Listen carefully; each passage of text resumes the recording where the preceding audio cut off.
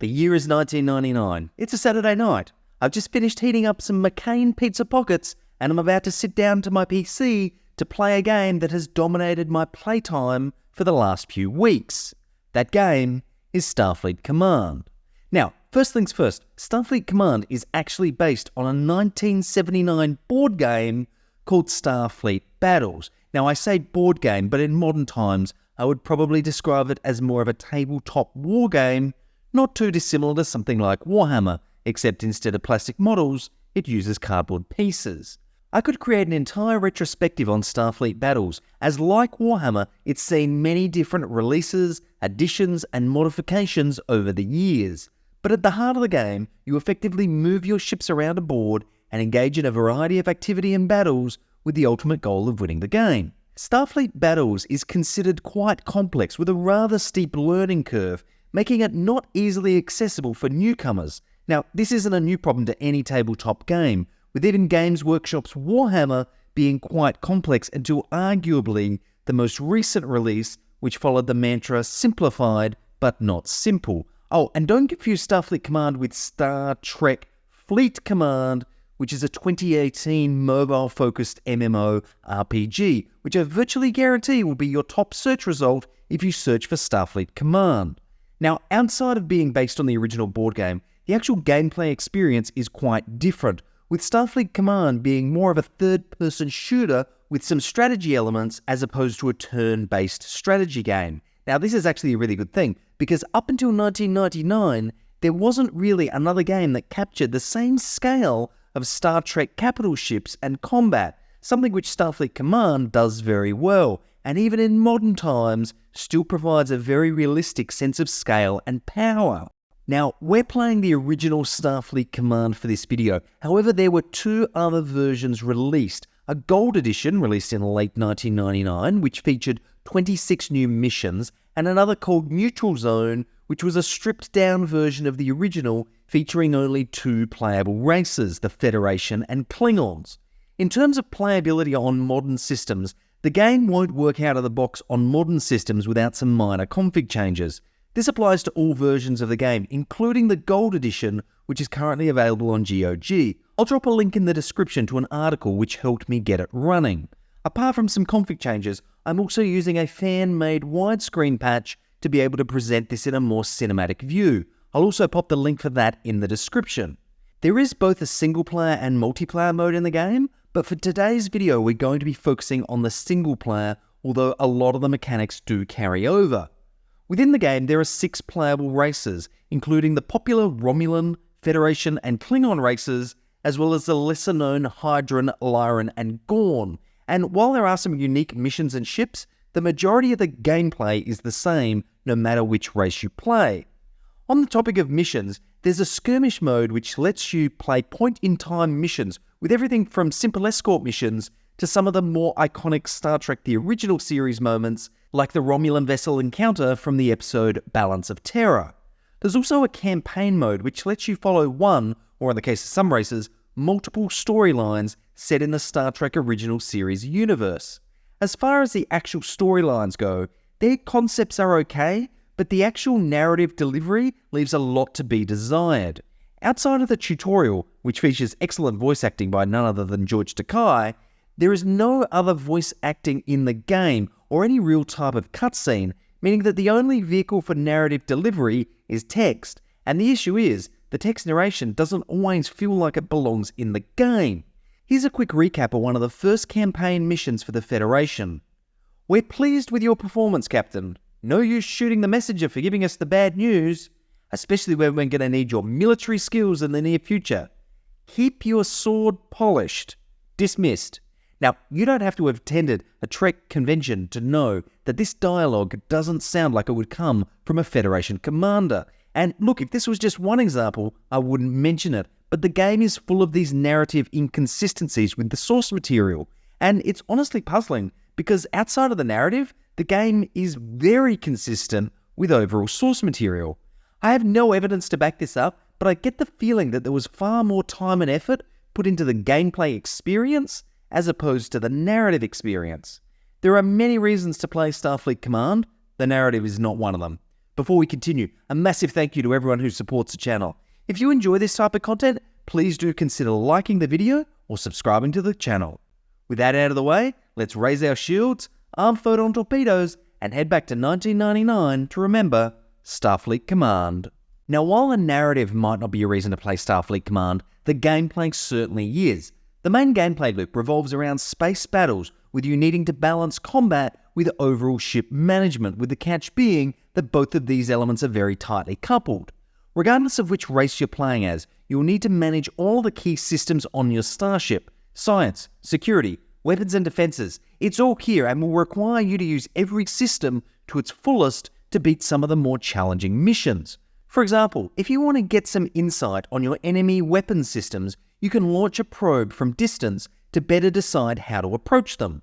If the enemy has a lot of close-range weapons, then keeping your distance and forcing them to use other less powerful weapons might be a good strategy. However, if they have a lot of ranged weapons like missiles, you might want to set your phaser array into a defensive mode, allowing you to destroy the missiles before they reach you.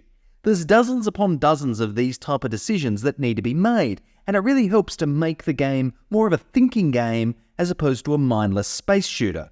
Each playable race also has a unique combat advantage, which requires you to change your strategy to take advantage of them. The Federation has generally more defensive systems. The Klingons have powerful disruptors and cloaking devices. The Romulans also have cloaking devices combined with very powerful plasma torpedoes. The Hydrans have the Hellbore and deployable fighters. The Lyrans have the expanding sphere generator, and the Gorn have plasma torpedoes with wide firing arcs. Now, there are a lot more differences apart from the ones I just mentioned, like the Federation having a lot more transporter pads than, say, the Gorn, but the main advantages are the ones that you're going to need to lean into most in order to be successful. As you progress through the game's missions, you earn prestige points, which is effectively the game's currency, which can be spent between missions. You can spend this currency on upgrading your ship, adding new ships to your fleet up to a total of 3, and equipping your ships with consumables like missiles, mines and shuttles, just to name a few. For the most part, this system works well, although there is one drawback to adding more ships, which I'll touch on later. As for the basics, camera and control are both quite good. Control-wise, you can map virtually every key on your keyboard to a shortcut, or choose to use the mouse to click through the ship's menus. For me, a bit of a hybrid approach worked best. For common tasks like readying and firing weapons, I used the keyboard shortcuts, where for more nuanced things like deploying mines, I used the mouse. There's also handy tooltips on all of the menus, which makes things a lot easier to navigate. Camera control is likewise quite good, with several camera options available, along with some settings to determine if you lock the camera to a specific target, which you're probably going to want to do, as losing sight of your target can dramatically reduce your situational awareness and lead to destruction. There are some minor camera issues like clipping through environments from time to time, but honestly, it's fine 99% of the time, and the rare times that there were issues, they never really impacted the experience for me. So, with all these systems, is the game actually any good? In one word, yes. In 2 words, mostly yes. I would be lying if I said the entire experience has aged well, because honestly, it hasn't. But that's okay, because when it was released, it was arguably the first of its kind, and certainly the first game to really capture the experience of commanding a large starship. All of the resource management, all of the combat decisions, and the actual control of the starship come together to form a really enjoyable experience. There's a certain excitement that you feel when your heavy weapons finally recharge in combat, and you're able to trade damage before quickly plotting a new course to avoid a counterattack, and that excitement is something that still delivers over 25 years later. I would say that being even a casual fan of the original Star Trek series definitely makes the game more enjoyable and perhaps a little more accessible, but really there's nothing that you can't learn from the tutorial for newcomers to the franchise. As far as specific things which haven't aged well, it's really the things which were not great in 1999 are now even less great. Firstly, as I touched on in the introduction, the whole story and anything that really relates to the story, such as objectives, feels tacked on. There's a moment early on in the Federation story where a Klingon commander taunts you and basically invites you to a fight. But instead of attacking you, the ship turns around and heads in the opposite direction at virtually full speed, requiring you to literally divert all power to engines just to catch up and engage them. It just doesn't make sense, and I found myself uttering those words in my head many times throughout my playthrough. There's also an unusual requirement to end some levels, and I say some because it literally seems random to me, where to end the mission in success, you literally need to fly your ship off the map. Again, it just doesn't make sense for the source material or mission. The game definitely delivers a broad scope for its narrative, but I can't help but feel a more narrow-focused plotline would have enabled the player to experience a far more curated experience, as opposed to the many fragmented stories it tries to tell. My other main issue is progression. Now, let me be clear here. The early progression, including the tutorials, are all really well done, and you definitely get a chance to familiarise yourself with things before you're asked to tackle any real challenge, which is a good thing. However, where the progression falls down is in the scaling, specifically when you add ships to your fleet. Now, I'm going to oversimplify this, but if you enter a mission with one frigate as your ship, you will face one frigate as your enemy. If you enter a mission with 2 frigates, you will face 2 frigates. 1 frigate and 1 destroyer, you guessed it, you'll face 1 frigate and 1 destroyer. There are some exceptions to this, but for the most part this is correct. And while this type of mechanic arguably balances things, it never really allows the player to truly feel more powerful as the game progresses. And I get this is a difficult balancing act, but I just feel like more could have been done here to help the player feel like they're progressing more.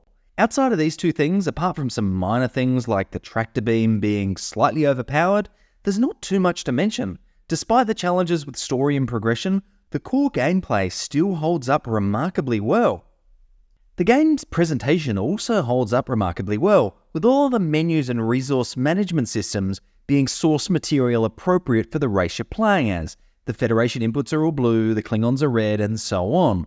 It's a small detail, but it really does go a long way in helping sell the concept of playing as different races. Starship and Starbase design is equally really good, with the models looking good both zoomed out and zoomed in. Although I did find that despite me naming one of my starships the USS Azadash, it was still sporting the Enterprise's registration. Alas, I am certainly nitpicking here, and in all honesty, I'd say the detail and design of the assets are really well done.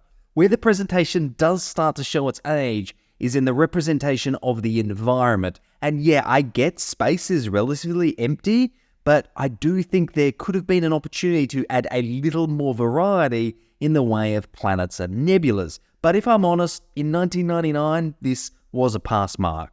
The one area I will say isn't great is the text size and scrolling speed for the mission updates. This has to be the smallest size on-screen mission text I have seen in a game, maybe ever. It also scrolls at a rate of knots, meaning that half of the time you won't have even had it on the screen long enough to actually read it. Now you can reread the information from the communications tab, which is a relief, but I do think more could have been done here. Sound design is an interesting one. On one hand, all of the sound effects are excellent, all sounding exactly like they were ripped directly from the television series. Red alert, phasers, transporters, it's all here and a joy to listen to. Let's take a quick listen.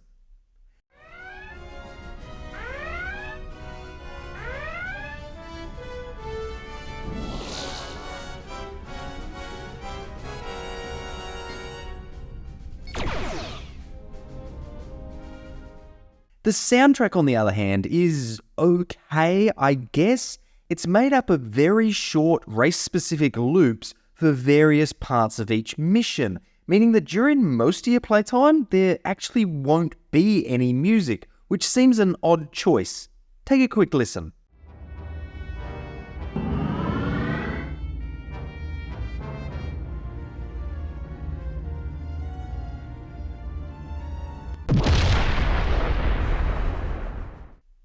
There is no voice acting outside of the tutorial, but given what's there as George Takei, of course, it's excellent.